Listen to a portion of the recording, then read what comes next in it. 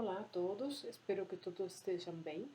Bom, meu nome é Ileana Rubio, eu sou professora de Biologia Molecular, de Genética Humana, e alguns de vocês já tiveram aula comigo semestre passado ou anteriormente. Então, a aula de hoje vai ser sobre Biologia Molecular do Câncer. E o que é o câncer? O câncer é um conjunto de doenças que surgem devido ao acúmulo de alterações no genoma da célula. E essas alterações no genoma levam a que essa célula prolifere desordenadamente. E isso causa invasão e destruição dos tecidos sadios pelas células anormais. Então, que fique claro que há uma alteração do genoma que leva à divisão celular exacerbada e isso faz com que essas células invadam outros tecidos. E o que essas doenças, os cânceres, têm em comum? Então, a célula do câncer se desenvolve sempre a partir de uma célula normal, que ela sofre alguma alteração genética permanente. Perdem o controle do ciclo celular e se multiplicam mais rápido que as células normais. E ganham a capacidade de se espalhar por outras partes do corpo, ou seja, de fazer metástases via corrente sanguínea ou sistema linfático. Então, podemos afirmar que o câncer é uma doença genética. Observem aqui, esta aqui é uma estatística do ano 2018, uma pesquisadora muito boa, e que temos tanto novos casos de câncer por ano em homens e mulheres. O tipo de câncer é diferente. Nos homens, os mais frequentes são, por exemplo, próstata, depois pulmão, cólon, bexiga, melanoma, ok? E assim para frente. No caso das mulheres, o mais frequente é o câncer de mama. Em segunda posição vem o câncer de pulmão, colo, também sistema uterino e, quinto lugar, tireoide. E observem os números, 164 mil indivíduos por ano são diagnosticados com câncer de próstata. No caso de câncer de mama, 266 mil mulheres nos Estados Unidos, isso aqui, tá? São diagnosticadas com câncer de mama. Quanto à mortalidade, não segue essa mesma ordem, mas pulmão é o mais frequente que causa mortalidade, o óbito mais frequente, e tanto em homens quanto mulheres, e corresponde a mais ou menos 26, 25% de todas as mortes. Depois vem próstata, cólon, pâncreas, no caso dos homens, das mulheres, mama, cólon, pâncreas e ovário. Então, o que é um tumor ou neoplasia? Um tumor é um conjunto de células que se multiplicam sem controle, proliferam muito. O que é um tumor benigno? São aquelas células que proliferam muito, neoplásicas, mas permanecem no local onde se originaram. Elas não extravasam, não invadem outros tecidos. Já um tumor maligno, ou uma neoplasia maligna, ou câncer, são aquelas células que se multiplicam sem controle, mas que também são capazes de invadir ou colonizar outros tecidos. Observem o desenho. No primeiro desenho vocês têm um tumor, um ducto normal, desculpem, tá? Aí uma das células adquire algumas características novas, começa a se dividir muito, mas ela fica restrita àquela região. Ela não avança para outros tecidos. Já quando ela, então nesse caso, é um tumor benigno. Já quando ela avança para outros tecidos, invade outros tecidos, escapa daquela contenção, ela se transforma em um tumor maligno. Observem aqui, também aqui vemos a progressão do câncer nesse desenho ou nessas imagens, onde temos um epitélio normal, tá, com suas camadas correspondentes, e o tecido conectivo aqui embaixo. A neoplasia inicial, ou seja, há uma célula que adquiriu uma nova característica, começa a dividir-se desenfreadamente, mas ela está nesse local, ainda não invadiu outros tecidos. Observem que ela continua se dividindo enlouquecidamente. Agora sim, olha como tem se dividido muito, aqui bem mais escuro, maior número de núcleos, maior número de células. E aqui a neoplasia está avançando. A gente pode falar que é câncer? Ainda não, tá? Só vamos falar que é um câncer quando a gente vê essa invasão, quando essas células já não estão mais contidas no tecido e elas invadem os tecidos adjacentes. Então, há um aumento da angiogênese e há metástases. Então, como surge o câncer? Surge pelo acúmulo de mutações. Então, temos uma célula normal que em algum momento adquire uma mutação. Então, ela agora começa a proliferar sem responder mais a sinais de inibição. Ela escapa da apoptose, aqui no terceiro desenho, vira imortal. Então, aqui, a partir daqui, ela pode invadir tecidos e se transforma em um câncer. Então, o acúmulo de mutações nos genes que controlam a proliferação celular ao longo do tempo. Esse câncer pode ter começado com uma mutação no gene específico, uma alteração de um único nucleotídeo, e terminar com ganhos cromossômicos, perdas de cromossomos, mais outras mutações. E isso faz com que esse paciente ou esse tumor não responda mais à quimioterapia. Por que os pacientes ficam resistentes a algumas quimioterapias? Porque eles adquiriram novas mutações. Tá?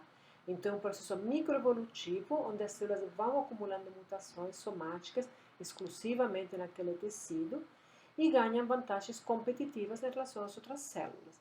Há uma origem clonal, porque se origina a partir de uma única célula, tá? Que vai acumulando mutações. E uma vez ouvi um pesquisador muito bom falar que o câncer é uma doença de velhos. Aí você fala, mas como? Sim, porque se a gente pensa que ao longo da vida a gente vai acumulando mutações, então a probabilidade de ter câncer quando somos mais velhos são maiores, é maior. Tá? Então, observem aqui uma curva, tá? Aqui com a idade, são número de novos casos de câncer de colo diagnosticados em mulheres inglesas em função da idade. Observem como aumenta drasticamente a partir dos 50, 60, 70 anos, ou com 80. Olha a quantidade de mulheres que vão ter câncer de colo. Tá? Isso também a gente pode ver esse mesmo tipo de gráfico para câncer de próstata. Tá? No câncer de próstata temos que com 80 anos, 80% dos indivíduos homens vão ter câncer de próstata. Então, em uma célula normal, há uma regulação do ciclo celular, quando ela se divide, quando ela para de se dividir. Então, esse controle é feito através da estimulação da divisão celular por fatores de crescimento. Estes fatores de crescimento se ligam aos receptores e aí vai se desencadear uma cascata de sinalização que leva a que fatores de transcrição ativem a transcrição de proteínas que levam ou que promovem a divisão celular. Por outro lado, podemos ter fatores inibitórios que também, nesse caso, se ligam a receptores, desencadeia uma cascata de sinalização que promove que fatores de transcrição ativem a síntese, a expressão de proteínas que levam à inibição da divisão celular. Então, isso aqui é um balanço. Também esta célula pode inibir sua replicação por contato com outras células e também pode haver uma redução da disponibilidade dos fatores de crescimento. Como falei para vocês, há uma regulação do ciclo celular, há um equilíbrio, há fatores inibitórios e fatores estimulatórios, mas estão balanceados. E o que acontece quando há um desequilíbrio, há um desbalanço entre esses fatores. Se os fatores estimulatórios ganham sobre os inibitórios, essa célula vai se dividir permanentemente. Então, isso que acontece numa célula de câncer. Tá? Então, os fatores estimulatórios ganham sobre os inibitórios e a célula se divide. Bom, então o processo de transformação, vamos falar mais um pouquinho sobre ele. Então, a célula, já falei várias vezes, que adquire novas características genéticas e devido a quê? devido a erros durante a replicação ao longo da vida, devido a fatores ambientais, tá? Por exemplo, cigarro, também devido a alguns vírus, ou oncovírus, por exemplo, HPV, vírus de hepatite B, que provocam câncer de útero, câncer de fígado, ok? Então, estes fatores provocam agressões constantes nas células, que levam a alterações genéticas e epigenéticas. Epigenéticas, não sei se vocês lembram o que são aquelas alterações, por exemplo, de metilação do DNA, de alteração das histonas, que regulam a expressão gênica, mas não alteram a fita do DNA. Tá? Depois a gente vai falar um pouquinho mais, talvez, ou na genética humana. E também há alterações, podem ser aberrações cromossômicas, por exemplo, no caso da leucemia, temos grandes alterações, aberrações cromossômicas bem características que provocam leucemias. E tudo isso leva à evolução clonal dessas células. Essa célula vai adquirindo novas características, novos hallmarks, como se chama, vocês vão ver isso bastante, que faz com que essa célula se transforme numa célula maligna. Então, a célula do câncer tem algumas características próprias dela. E não só a célula do câncer, como esse microambiente tumoral. O que está acontecendo nesse tumor? Há uma alta instabilidade genômica e mutações. Essas células resistem à morte, tá? Não há apoptose, como eu falei para vocês. Há uma desregulação energética celular, por exemplo, alterações na homeostase do oxigênio nesse microambiente tumoral, ao aumento da hipóxia, menos consumo de oxigênio, a falta de oxigênio. E isso está associado ao aumento de metástases e a pior prognóstico dos tumores. Há uma alteração tanto na relação de ATP, ADP, ATP, AMP, então essa célula adquire características, ou esse microambiente adquire características muito próprias, que permitem que ele se evada de outros sistemas. Então também há sinais de proliferação permanentes, ela se evade dos sinais de supressão, de crescimento, tá? Também ela se evade do sistema imune, de que o sistema imune detecte ela, tá? Ela se replica constantemente, ela vira imortal, há uma promoção de inflamação, tá? E, por exemplo, essa promoção de inflamação ajuda para que haja mais invasão e também metástases e também indução de angiogênese. Por exemplo, nesse microambiente tumoral vai haver células do tumor que vão ficar mais perto dos vasos. E essas células vão adquirir características mais mesenquimais, elas conseguem migrar mais e elas conseguem secretar citoquinas e proteínas que facilitam a inflamação, que atrai células do sistema imune, facilita a inflamação e também isso induz a angiogênese. Então, tudo isso promove com que esse tumor se desenvolva cada vez melhor ou cada vez mais. E só quero lembrar para vocês que essas características das células do câncer, em um tumor a gente encontra todas elas, tá? Porque, por outro lado, em algumas células normais, nós temos células com alguma dessas características. Por exemplo, os macrófagos são capazes de invadir. Por quê? Porque eles vão para os locais de inflamação. Tá?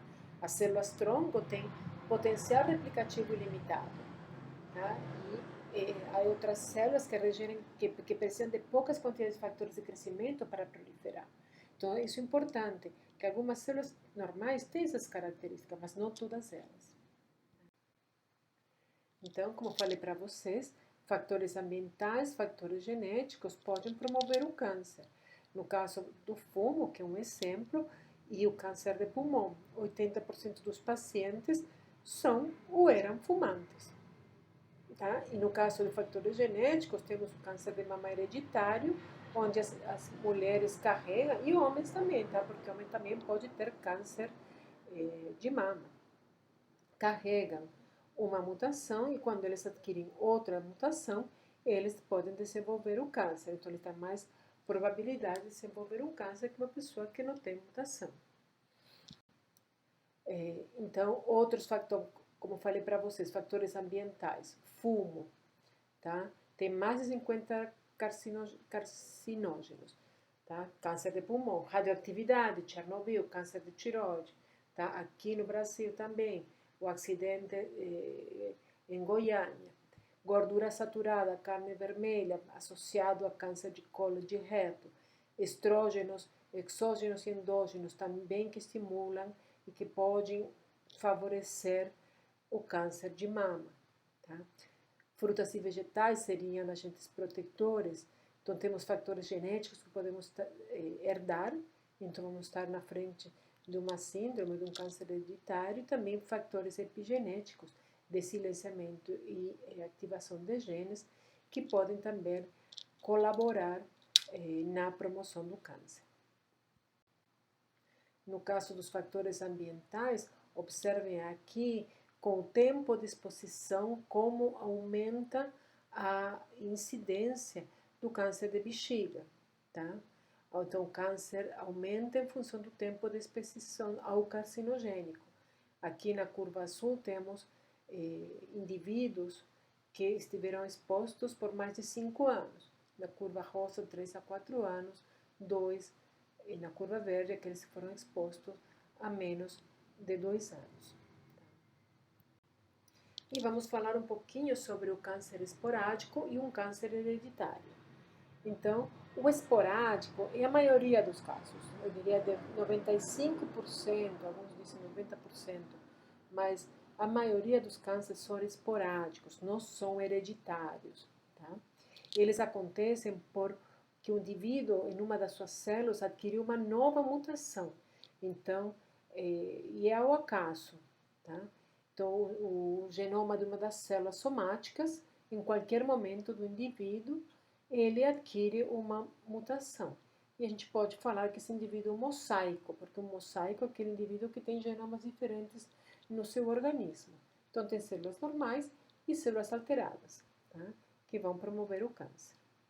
E no caso do câncer hereditário, que é menos de 10%, as mutações são herdadas dos pais, tá? E elas estão presentes na linhagem germinativa, nos gametas dos pais, tá? Então, o que a gente herda é um gene de susceptibilidade, tá? Nós vamos ver melhor agora, depois, num exemplo do retinoblastoma. Então, a gente herda uma primeira mutação. Com essa mutação, a gente não tem câncer, tá? Mas se a gente adquire uma segunda mutação, aí a gente vai passar a ter câncer, tá? E essa primeira mutação, é importante relembrar que ela vai estar, como ela foi herdada, ela vai estar presente em todas as células do paciente, do indivíduo, ok? Então, ele pode ter câncer em diferentes tecidos ao mesmo tempo. Então, vamos falar de alterações genéticas somáticas. Então, temos uma única célula, ela se divide normalmente. Então, aqui temos o tecido normal, tecido ósseo normal, e se ela se altera por radiação, ou por exposição, ou por erro de replicação, vamos ter um clone, tá? Vai se gerar um clone que ela vai adquirir capacidades de se replicar permanentemente, ok? Então, estas alterações não são herdadas, tá? Isso que fique claro. Então, esse tipo de tumor não é hereditário, tá? E só o indivíduo, esse organismo vai ser afetado.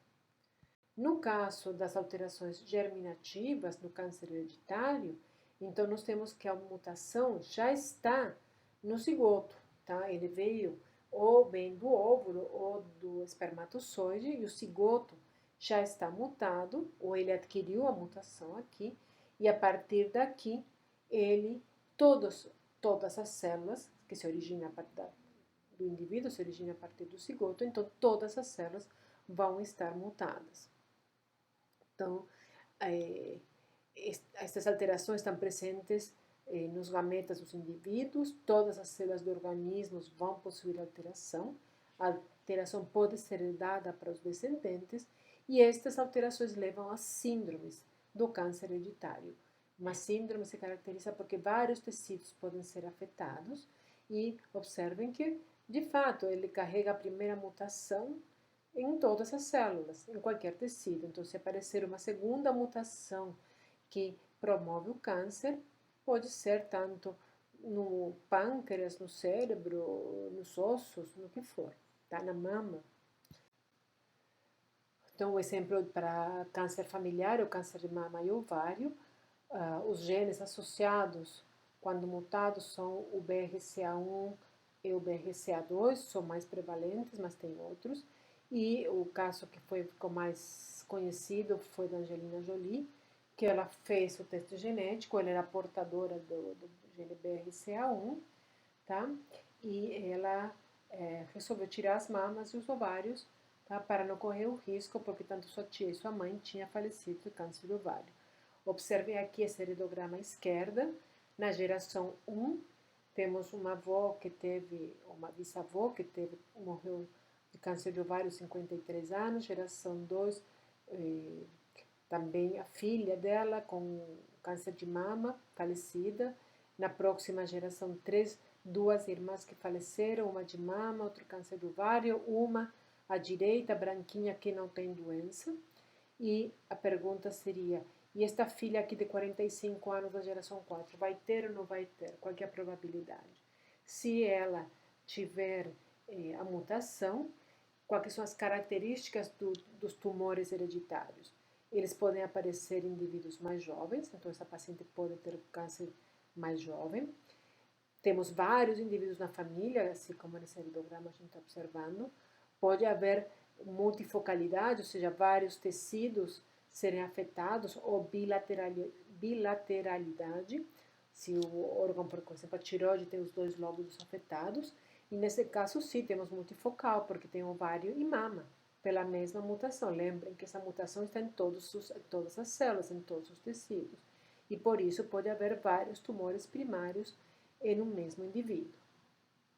Que tipo de alterações genéticas podem surgir no câncer ou podem gerar o câncer? Qualquer uma, todas aquelas que eu expliquei ou vou explicar para vocês na aula de genética, tá?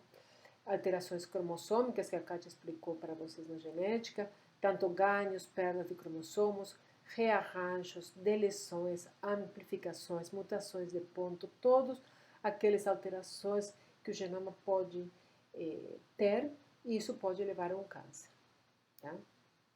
Então, essas alterações vão fazer com que haja inibição de alguns genes, que são os genes supressores de tumor, aqui à direita em vermelho.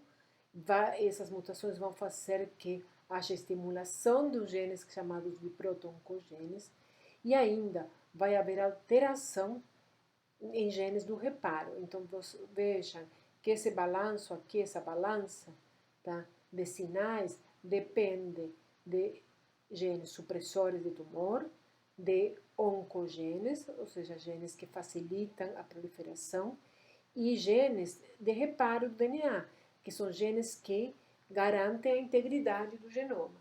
Então, qualquer grupo destes genes podem estar associados ao câncer quando mutados.